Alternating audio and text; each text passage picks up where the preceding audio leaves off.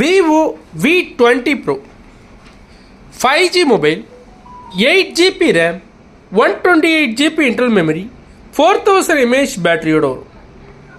ஒரு 5G mobile விவோவில் low பட்ஜெட்டில் பார்க்குறீங்கன்னா இது செம்ம ஆப்ஷன். இது ஒரிஜினல் டிஸ்பிளே, செல்ஃபி கேம் பொறுத்த வரைக்கும் உங்களுக்கு டுவெல் கேம் வரும். ஒன்று 44+8 மெகா பிக்சலோட வருது.